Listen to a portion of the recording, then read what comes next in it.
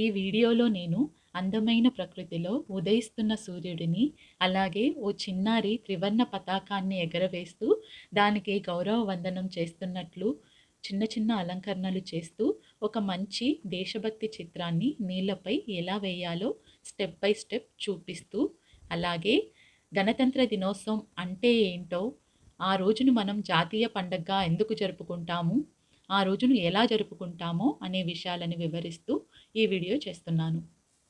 Hi అందరికీ. చిన్న చిన్న మాటల్లో పెద్ద పెద్ద భావాలు చెప్పే ఆనంద కృష్ణకి స్వాగతం. చాలామందికి స్వాతంత్ర దినోత్సవం ఎందుకు జరుపుకుంటామో తెలుసు.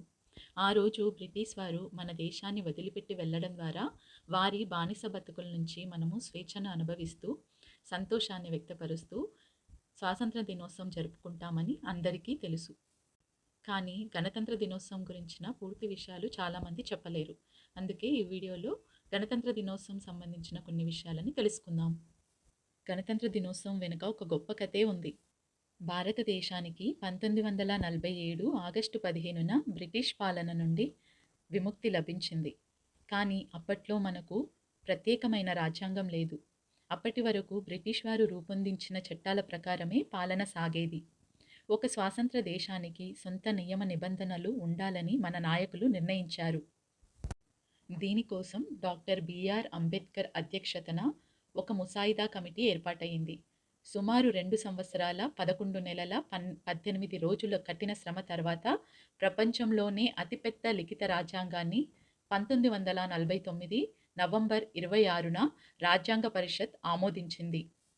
మన రాజ్యాంగం 1949 నవంబర్లోనే సిద్ధమైనప్పటికీ దానిని అమలు చేయటానికి జనవరి 26, 1950 వరకు వేచి చూశారు.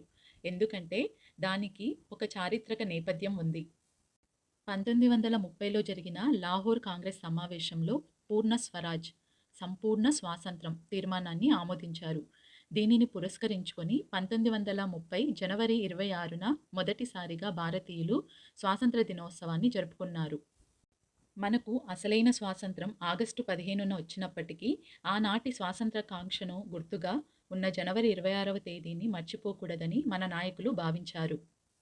అందుకే రాజ్యాంగం 1949 నవంబర్ 26న సిద్ధమైన సరిగ్గా ఆ చారిత్రక తేదీకి 20 ఏళ్లు నిండిన సందర్భాన్ని పురస్కరించుకొని జనవరి 26, 1950న రాజ్యాంగాన్ని అమలులోకి తెచ్చి భారతదేశాన్ని గణతంత్ర దేశంగా ప్రకటించారు. ఇప్పుడు అర్థమైంది కదా, గణతంత్ర దినోత్సవం జరుపుకోవడానికి గల కారణం మన రాజ్యాంగాన్ని నిర్మించుకొని ఈ రోజు నుంచి మనము మన రాజ్యాంగాన్ని అమలులోకి తెచ్చినట్టు అర్థం. అలాగే గణతంత్రం అనే మాటకి ఒక మంచి డెఫినేషన్ కూడా ఉంది. అదేంటంటే, ప్రజల చేత ప్రజల కొరకు ఎన్నుకోబడిన ప్రతినిధులు పాలించే విధానం.